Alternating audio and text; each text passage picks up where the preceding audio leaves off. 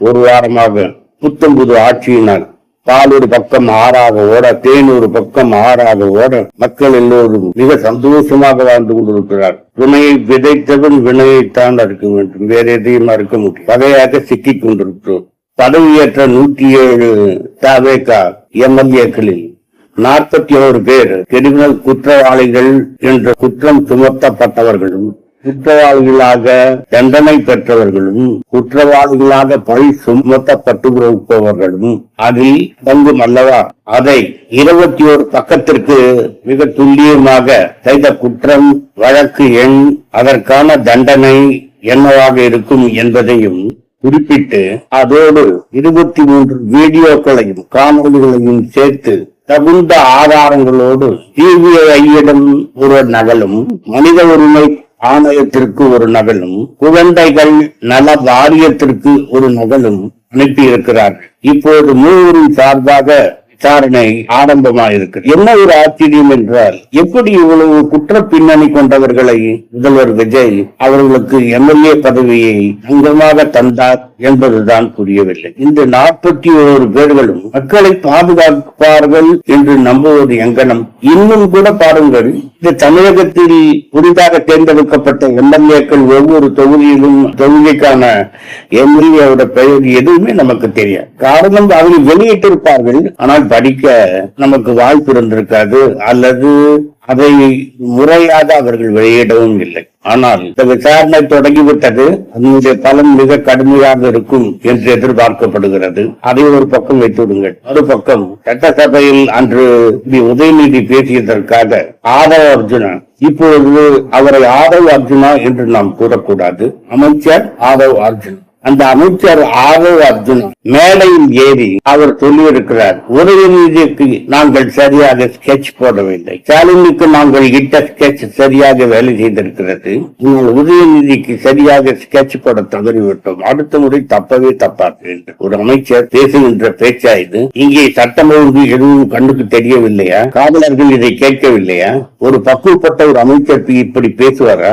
இன்னும் நீங்கள் அமைச்சராக பொறுப்பேற்ற பிறகும் கூட மக்களை பற்றி சிந்திப்பதை மறந்துவிட்டு யாரை ஸ்கெட்ச் போட்டு தூக்குவது என்பது பற்றியே நீங்கள் பேசிக் கொண்டிருக்கிறீர்கள். உங்களுக்கு எதிராக கருத்துக்களை சட்டசபையில் தன் உதயநிதி சொன்னால் சட்டசபையிலேயே எழுந்திருந்து பதில் அளியுங்கள். நீ எப்படி இதை பற்றி சொல்லலாம்? இதற்கான விளக்கம் இது, நீ யார் இதில் தலையிடுவதற்கு என்று என்ன வேண்டுமானாலும் சட்டசபையில் நீங்கள் போக வேண்டியதானே? அங்கே பிடித்து வைத்த பிள்ளையாராக அமர்த்து விட்டு வெளியே வந்தவுடன் உங்கள் வீராவேசங்களை காட்டுவது எதற்கு? நீங்கள் தான் அமைச்சர்களாயிற்று, இப்போது அவ்வாறு செய்யவில்லை.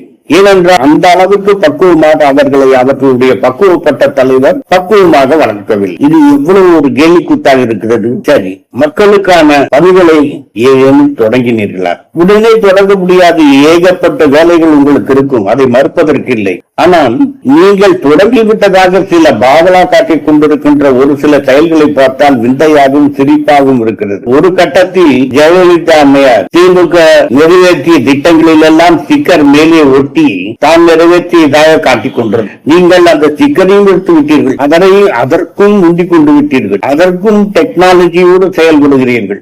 உங்களுடைய விச்சுவல் வாரியர் அவர்களுடைய இணையதளத்தில் திமுக சொன்னதையெல்லாம், திமுக செய்ததையெல்லாம் எங்கள் அண்ணன் அதிரடியாக நிறைவேற்றி விட்டார் என்று அதற்கும் அவரும் சுட்டிக் கொண்டிருக்கிறார்கள். மக்கள் அறிவார்கள் அந்த திட்டங்கள் யாரால் உருவாக்கப்பட்டது, யாரால் செயலாக்கப்பட்டது என்பது. ஆனால் நீங்கள் செய்வது எந்த விதத்தில் நியாயம்? 9 அமைச்சர்கள் பதவியேற்றுக் கொண்டதாக சொல்கிறார். அந்த 9 அமைச்சர்கள் இப்போது எந்த பணியை செய்து கொண்டிருக்கிறார்கள் என்று பார்த்தால், ஒருவர் ஒரு கோவிலில் போய் ஆசீர்வாதம் வாங்கிக் கொண்டிருக்கிறார், இன்னொரு அமைச்சர் மேடையிலே ஸ்கெட்ச் போட்டுக் கொண்டிருக்கிறார்.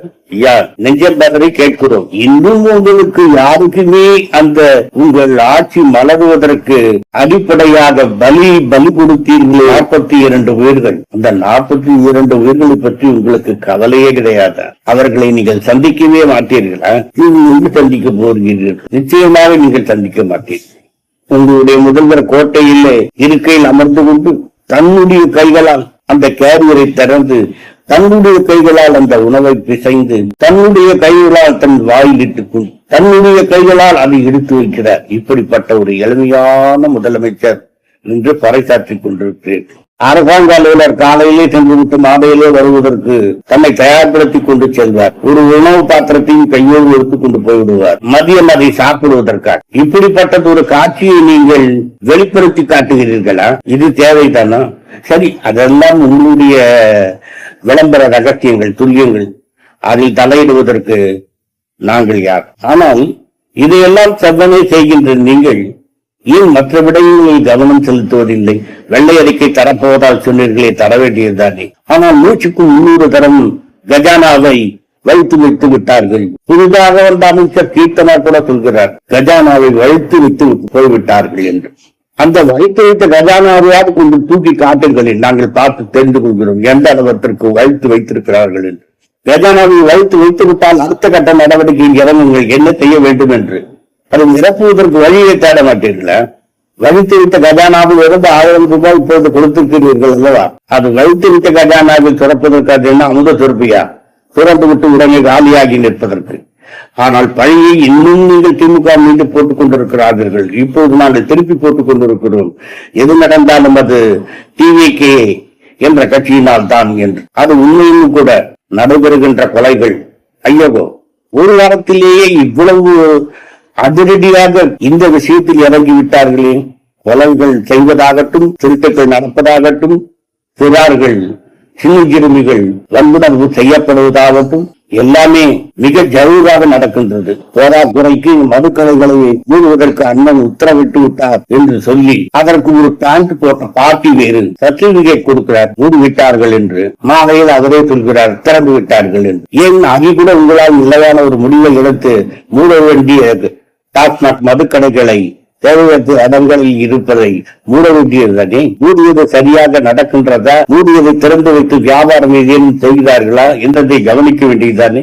பாட்டிலுக்கு 10 ரூபாய், பாட்டிலுக்கு 10 ரூபாய் என்று பாட்டுகள் எல்லாம் புனைந்தீர்கள் கண்ணதாசனை போல. இப்ப பாட்டிலுக்கு 20 ரூபாய் ஆகிவிட்டது. இதற்கு யார் பாட்டு எழுதுவது? வைரமுத்து பாட்டு எழுத வேண்டுமா? நீங்கள் செய்கின்ற காரியங்கள் எல்லாமே நல்ல காரியங்கள். ஆனால் மற்றவர்கள் அதை செய்தால்தான் தவறான காரியங்கள். உங்களுக்கு வந்தால் ரத்தம், மற்றவர்களுக்கு வந்தால் தக்காளி சொல்லி நன்றாக தெரிந்து வைத்திருக்கிறீர்கள். அதற்கு ஏற்பபடிதான் நீங்கள் நடந்து கொண்டிருக்கிறீர்கள். ஆக மொத்தம் உங்களுடைய அரசு மீது கடும் விமர்சனங்கள் எழுந்திருக்கிறது. அதை சொல்லி திருத்திக் கொள்வீர்கள் என்று பார்த்தால், இதை சொன்னவுடன் ஒரு 20 விசுவல்காரிய படையெடுத்து வருகிறார்கள். நீயா, உண்மை பற்றி தெரியாதா? தெரிந்து கொள்ளுங்கள். என்னை பற்றி தெரிந்து நீங்கள் என்ன செய்ய போகிறீர்கள்? தெரிந்து கொள்ளுங்கள். இதிலாவது சற்று அரசாங்க திட்டங்கள் என்ன நடக்கப் போகிறது, அந்த திட்டங்களை எப்படி அவர் திட்டமிட்டுக் கொண்டிருக்கிறார், அதை விசுவல் வாரியத்திடம் சொல்லி இதை நீங்கள் மக்களுக்கு தெரிவிங்கள் என்று சொல்கிறீர்களா? அதை செய்வதில்லை.